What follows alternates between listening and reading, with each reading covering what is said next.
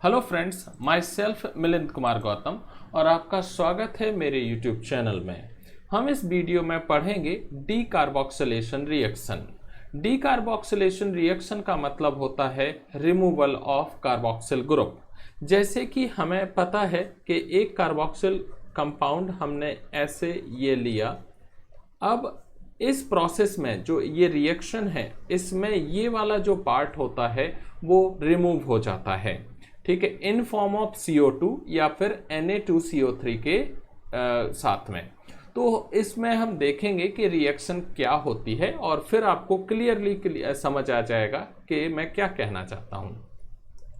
R या AR इसका मतलब है आप एलिफेटिक कार्बोक्सिलिक एसिड लें या फिर एरोमेटिक कार्बोक्सिलिक एसिड, दोनों के साथ ये रिएक्शन होती है।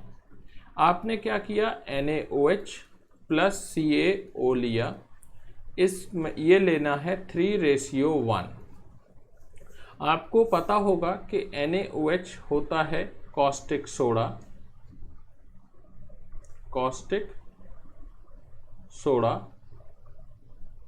और CaO होता है क्विक लाइम,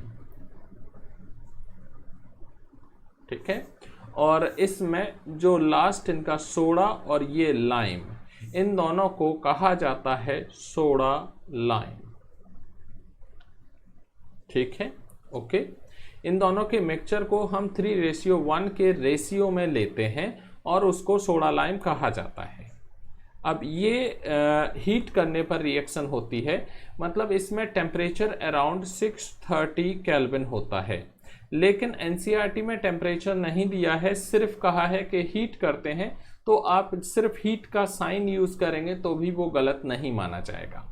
अब आपको एक ट्रिक ध्यान देनी है। देखिए, कार्बोनिल ग्रुप जो कि ये है, इसके जस्ट बगल वाला ये पार्ट जो कि है एल्काइल या एराइल, वो किसके साथ अटैच हो जाता है, इस H के साथ में। तो क्या होगा, R/ARH, और जो बाकी CO2 है, मीन्स ये वाला पार्ट है, वो इसके साथ रिएक्शन करके Na2CO3 फॉर्म करता है। तो इस तरीके से आपने देखा कि कार्बोक्सिल ग्रुप रिमूव हुआ है इन फॉर्म ऑफ CO2, जो कि ये सोडा लाइम 3:1 के प्रेजेंस में होता है। अब इसके बाद हम इसके कुछ एग्जाम्पल ले लेंगे, क्योंकि क्वेश्चन में पूछ लिया जाता है कि एग्जाम्पल से एक्सप्लेन कीजिए। तो देखिए, हमने ये लिया एसिटिक एसिड और इस पर भी हमने लगाया NaOH प्लस CaO। ये 11th क्लास में जब आप एल्केन पढ़ते हैं तो उसमें भी रिएक्शन है।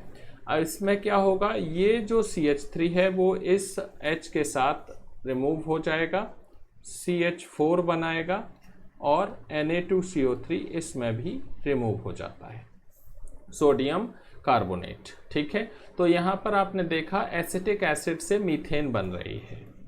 अब उसके बाद है, आपने लिया बेंजोइक एसिड और सेम NaOH और CaO हम यूज़ कर रहे हैं, वही 3:1 सोडा लाइम। हीट करेंगे तो इस केस में क्या होगा, ये जो बेंजीन है वो इस H के साथ अटैच हो जाएगा और ये बेंजीन दे देगा Na2CO3, ठीक है। तो इस तरीके से यहाँ पर बेंजोइक एसिड से बेंजीन फॉर्म हो गया है। तो एक तो टाइप ये है डीकार्बोक्सिलेट होने का, डीकार्बोक्सिलेशन रिएक्शन का।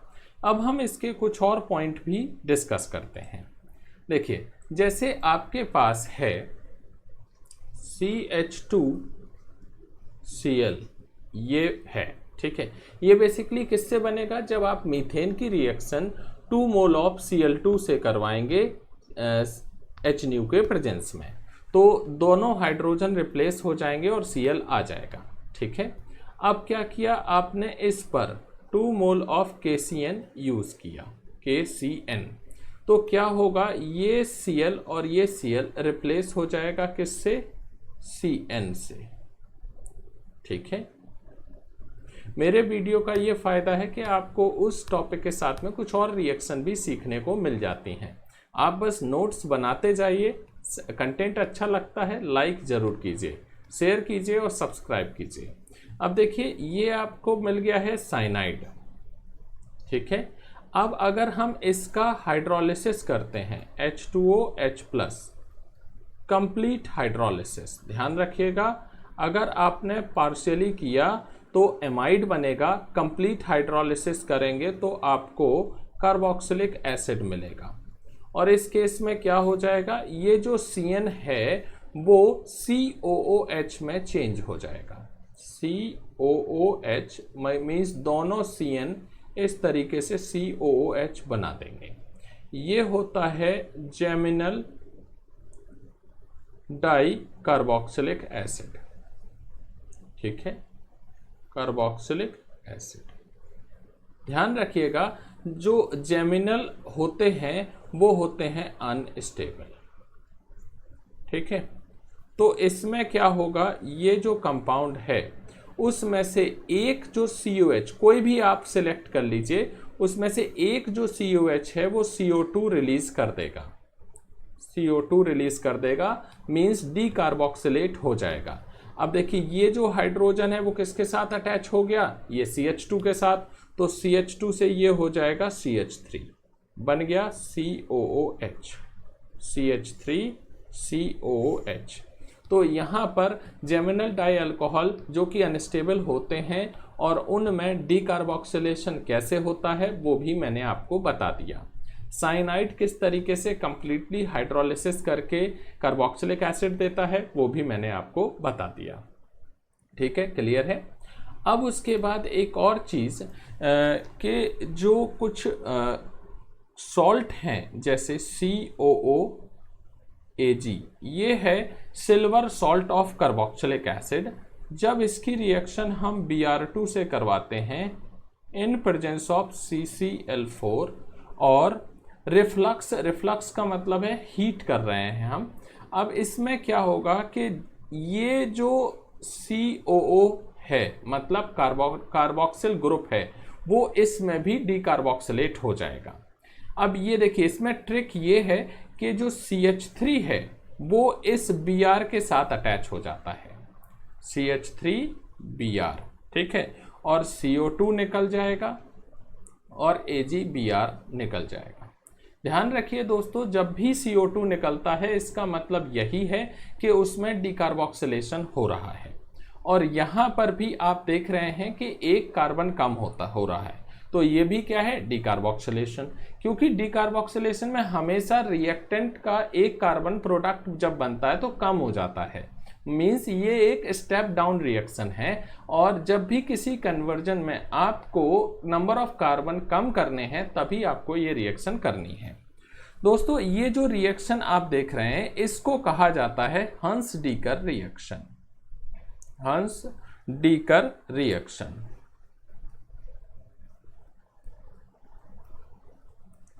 ठीक है, ध्यान रखिएगा।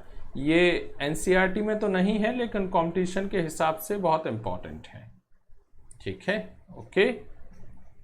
अब इसका एक एग्जाम्पल और ले लीजिए, आप ले लीजिए सिल्वर बेंजोएट, जैसे कि ये, जैसे आपने ऊपर वाले केस में सिल्वर एसीटेट लिया था Br2 इन CCl4, क्या होगा, ये Br अटैच हो जाएगा, यानी यहाँ पर ब्रोमोबेंजीन बन गया, CO2 रिलीज हो जाएगा और AgBr निकल जाएगा, ठीक है। देखिए किस तरीके से यहाँ पर मिथाइल ब्रोमाइड बना है और यहाँ पर ब्रोमोबेंजीन बना है, ठीक है। तो ये आपको मैंने बता दी, ये कौन सी रिएक्शन है, हंस-डीकर रिएक्शन, ठीक है, ओके। अब एक लास्ट पार्ट और देख लेते हैं जो आपको काफ़ी अच्छा लगेगा, इंटरेस्टिंग लगेगा। देखिए एक टाइप के एसिड होते हैं C+O CH2 C+O OH।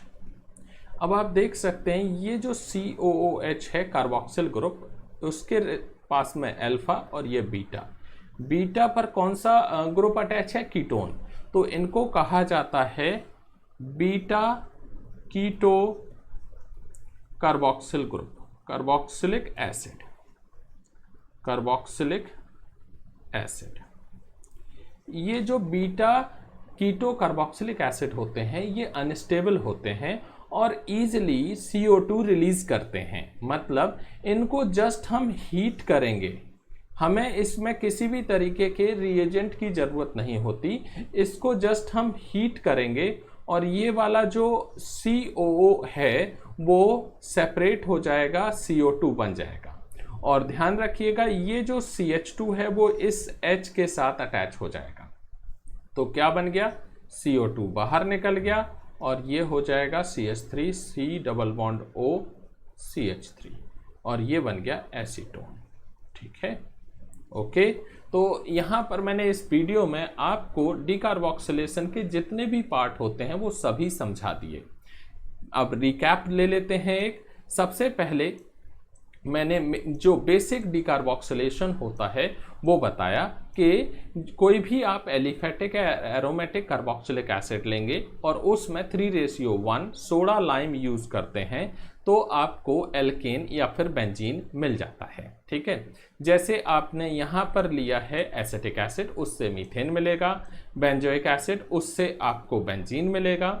जब आप डाई कार्बोक्सिलिक एसिड लेते हैं, वो भी जेमिनल डाई कार्बोक्सिलिक एसिड जो कि अनस्टेबल होते हैं, तो उसमें से कोई एक कार्बोक्सिल ग्रुप डीकार्बोक्सिलेट हो जाएगा, रिमूव हो जाएगा इन फॉर्म ऑफ CO2 और आपको मोनोकार्बोक्सिलिक एसिड मिल जाएगा। ठीक है, वो उसका भी मैंने एग्जाम्पल दे दिया। फिर उसके बाद जब आप सिल्वर कार्बोक्सिलेट लेते हैं तो उसमें एक बहुत ही फेमस रिएक्शन है हंस डीकर रिएक्शन, जो कि मैंने आपको बताई। उसमें क्या होता है, सिल्वर कार्बोक्सिलेट को Br2 और CCl4 में रिएक्शन करवाते हैं तो एक कार्बन कम हो जाता है, डिसेंडिंग ऑर्डर रिएक्शन होती है और इसमें CO2 रिलीज होती है। मतलब ये भी डीकार्बोक्सिलेशन रिएक्शन का एग्जाम्पल है। लास्ट मैंने आपको बताया बीटा कीटो कार्बोक्सिलिक एसिड क्या होते हैं और ये अनस्टेबल होते हैं, इसीलिए सिर्फ हीट करने पर ही ये CO2 रिलीज कर देते हैं और आपको कीटोन मिल जाएगा। ठीक है दोस्तों, मेरे वीडियो आपको पसंद आते हैं तो सब्सक्राइब जरूर कीजिए, लाइक कीजिए, शेयर कीजिए। Thank you very much and best of luck.